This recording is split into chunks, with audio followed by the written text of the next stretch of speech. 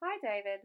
Last time we met, Communications Minister Mitch Fifield announced a new round of consultations for safe harbour provisions against breach of copyright. As we discussed, I've collated research around the potential reform and how the reform would affect Google.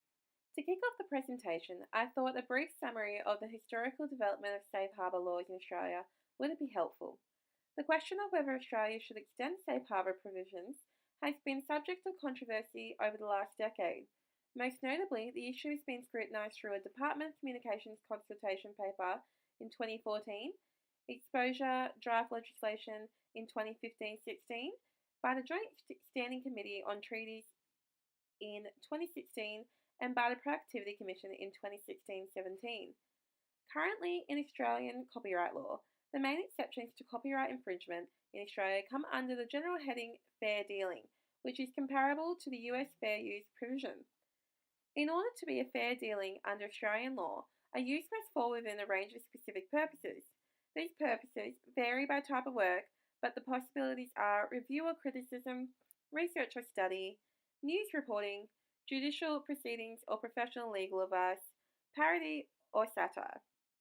In order for a certain use to be a fair dealing, it must fall within one of these purposes and must also be what's qualified as fair. What is fair will depend on all the circumstances, including the nature of the work, the nature of the use, and the effect of the use on any commercial material for the work.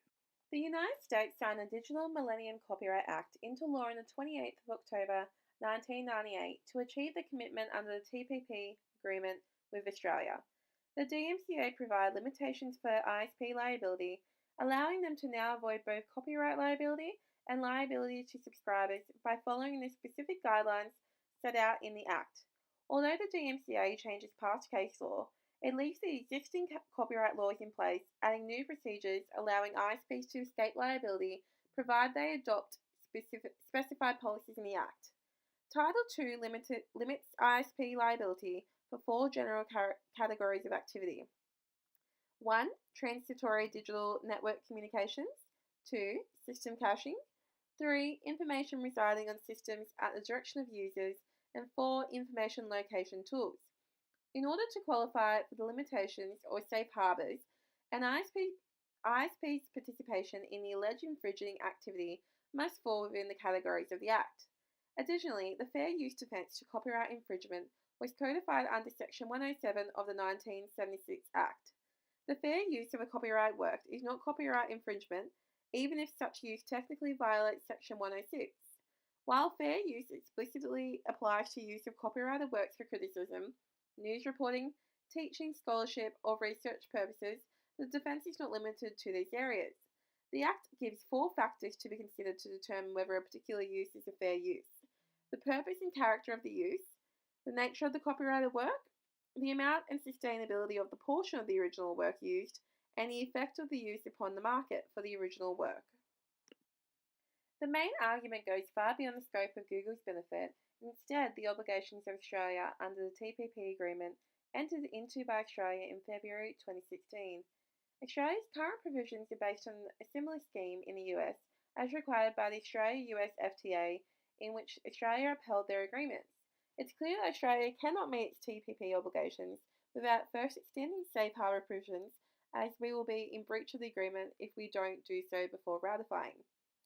There are strong arguments that lack of protection for caching and indexing, comparable to other jurisdictions, may create an environment of uncertainty which could have an impact on investment decisions about whether to operate in Australia or contribute to increases in the cost of providing services to the Australian public, such as internet streaming of television programs.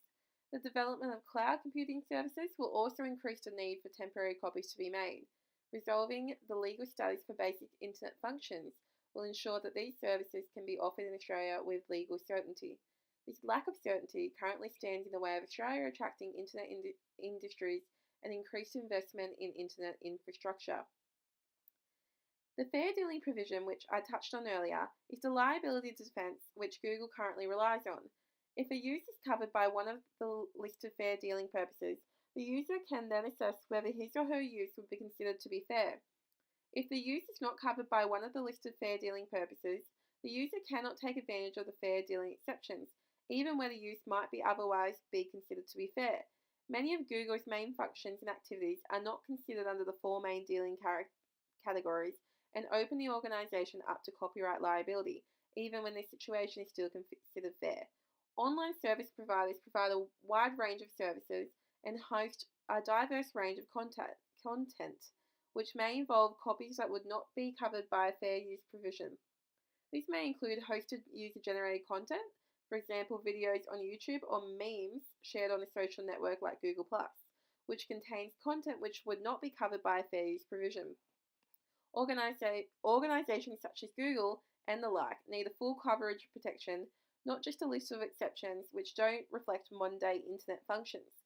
To do so would not weaken Australia's copyright laws, but would rather strike a reasonable balance between ISP and artists. The National Cloud Computing Strategy has shown the importance of cloud computing to the Australian digital economy.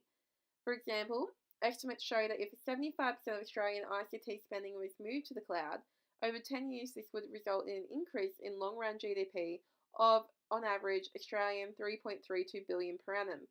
Given the importance of cloud computing to the digital economy and the increasing prevalence of services where providers do little more than copy on a consumer's behalf, it's important that the government provide an absolute defence for cloud service providers who are unaware of their clients' copyright infringements. Once again, resolving the legal status for basic internet functions will ensure that these services can be offered in Australia with legal certainty. As many stakeholders are against strengthening safe harbour provisions, there are many arguments which may rebut those we have identified. Many are concerned with the absolute liability which comes with safe harbour provisions. Concerns are especially raised over situations where users such as Google may fail to remove content unintentionally or intentionally choose not to remove the content at all. Depending on drafting of the safe harbour provision and whether there are any exceptions to the rule, Google will not be liable for any consequences. Many argue that considering Google owns YouTube, they are in control of a large proportion of the internet. In advocating for safe harbour provisions, Google understand that in the event they are enacted, YouTube will also gain a massive benefit. They are both businesses which operate heavily with copyrighted content, and absolute liability for them both would see many artists impacted by the unauthorised use of their work. The Australian Law Reform Commission, a prestigious independent law review body, have expressed similar concerns over enacting safe harbour provisions. Instead, the ALRC is advocating for an extension on the existing fair dealing provision, similar to the fair use provision enacted in the US. Given that the ALRC present their recommendations direct to government, it's likely that advocacy for fair use provisions rather than safe harbour provisions will be a strong consideration in Parliament's final decision. Lastly, while Google may argue that fair use provisions will almost definitely increase compliance costs for the organisation, and may be argued that Google should already have similar in-house provisions in place to adhere to any copyright issues. Therefore, there should be a limited amount of money spent on policy restructuring, employee training programs, etc. Advocating against the enactment of safe harbour provisions, it's evident that resolving the legal status for basic internet functions will ensure that online services can be offered in Australia with legal certainty, thus increasing investment and trade in Australian online services.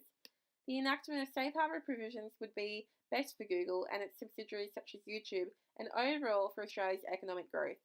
Obviously, the points I've covered today are the most relevant and important to Google, but I should note there are other arguments which I haven't had time to go over in this compressed presentation.